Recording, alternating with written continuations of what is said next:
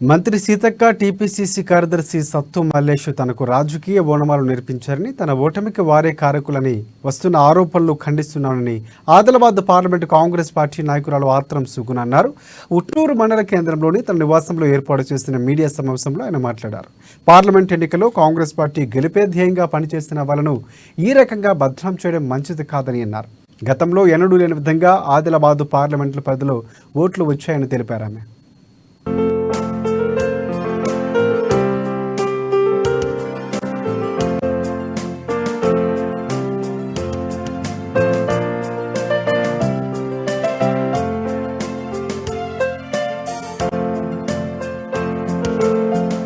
గౌరవిస్తా, అభిమానిస్తా. Media మిత్రులు నాకు ఎంతో సపోర్ట్ చేసినటువంటి వాళ్ళు మీడియా మిత్రులు.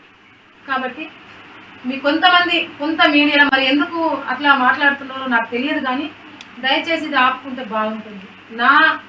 నా పక్షాన పనిచేసినటువంటి వాళ్ళు ఏదైనా ఉంటే అధిష్టానం చూసుకుంటుంది, ఎవరేమైనా చేస్తుంటే అధిష్టానం చూసుకుంటుంది. కానీ నా కొరకు పనిచేసినటువంటి సత్మల్లేష్ అన్న గారు కావచ్చు, లేకపోతే సీతక్క గారు కావచ్చు, వాళ్ళు బాగా పని చేయలేదు అంటే వాళ్ళు చేయలేదు అంటే నేను లేను అన్నట్టే అంతే అక్కడ. ఎందుకంటే నాకు బాగా అనుభవం ఉన్నది. నేను ఒక విషయాన్ని చెప్తాను.